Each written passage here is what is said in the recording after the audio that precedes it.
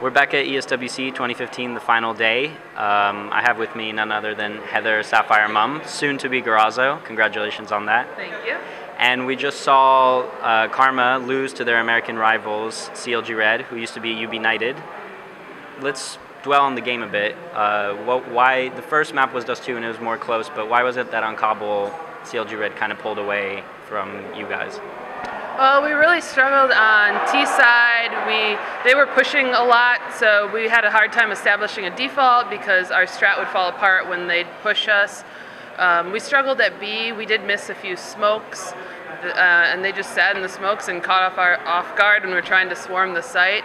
So it was a struggle just because they play such an aggressive play style, and we weren't prepared for that, and it broke a lot of our strats.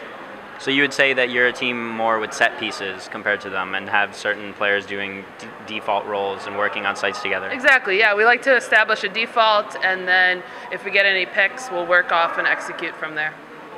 And the other thing about UB United or CLG Red now is that you took them to the finals of Copenhagen Games and established yourself as the better team, so this kind of makes it a rivalry, would you say? Yeah, absolutely. I actually used to play for UB United. I didn't play at Copenhagen Games, but I really wanted to play against them and beat them this time. I wasn't able to do that, but we're certainly the top two teams in North America and two of the best in the world. So it's certainly an exciting rivalry, especially because I played with them. Benita played with Karma, and that's who I filled in for when I joined Karma again. So definitely a little rivalry out there. Hopefully we can get them next time. Speaking of filling in for them, who's who really on your team? Because people might not know at home what roles do people on your team have? Who's the IGL? So our IGL is Emilite. She's been playing the longest on the team besides myself. She works very closely with our coach, XP3, who plays for Elevate. So they work on generating our strats, and then she's calling our strats in game. And she's also our primary opper. Then there is Linsky. She's a rifler. She really likes kind of that lurker role, so we're the one that we send her out to kind of either scout things out or just kind of lurk a spot and then flank them. Then we have Shaz. She's actually from South Africa, which makes practicing very interesting. So we use a different fifth when we play in ESCA League and online, but Shaz is in South Africa, and so we only played with her a handful of times leading up to the event.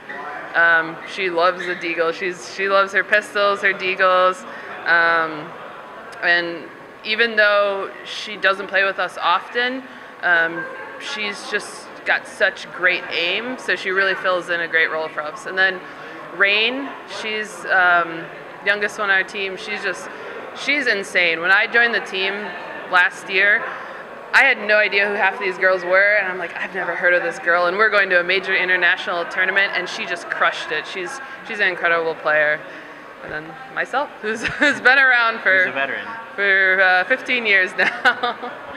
So we talked about CLG Red already, but there's other really strong competitors. For example, the team that won ESWC 2014, Acer, and they were 3D Max then. We saw that they lost. Why do you think it was they lost? And maybe in the same breath comment on Games for You, because that's a mixed team that people haven't seen in the women's tournament scene, at least at the top rankings so far. So with Acer, they're a fantastic team, and last ESWC, they caught everyone off guard. They kind of came out of nowhere. They had been playing in ESWC for a while, winning the French qualifiers, but they had never really finished in that top. So last year, they just came out of nowhere, smashed everyone. They destroyed us in the finals. So now, really, they were one of the top dogs, and it's always harder kind of when you're on top because everyone's gunning for you. They've played in a lot of events now, and so there's more demos out there for people to anti-strat them, and I guess they just couldn't bring it home this time. And then for Games for You, we played them in the group stage.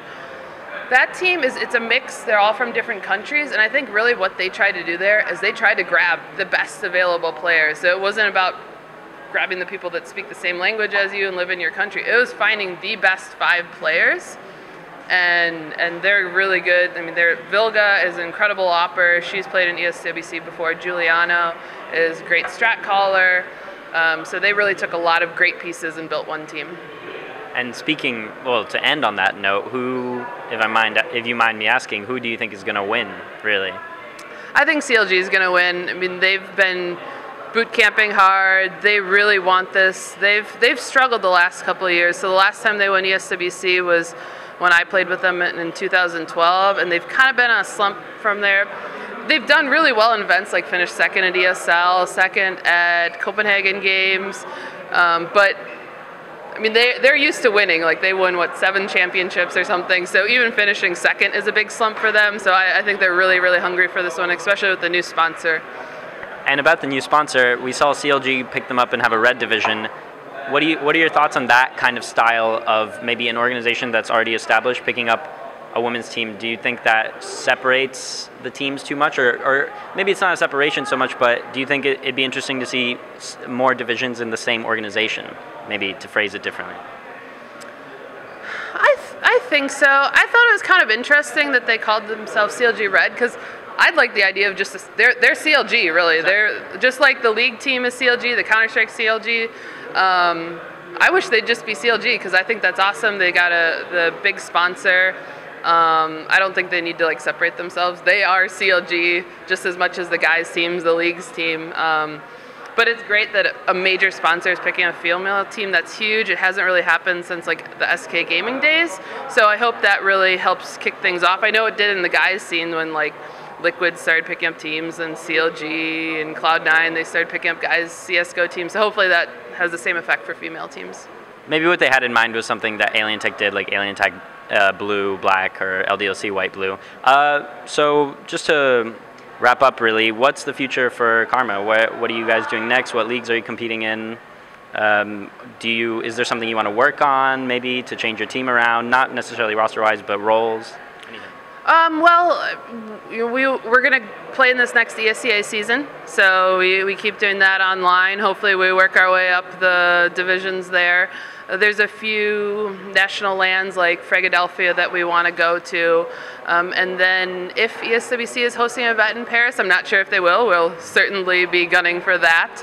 And then trying to figure out how we get our 5th to United States to practice with her. So that's a big thing too. But we have a great 5th that plays with us online, Claudia, and she's fantastic. Unfortunately, she can't travel too much. So kind of figuring out how we, work on our teamwork and be more prepared for next event. Well, hopefully we see more of you guys.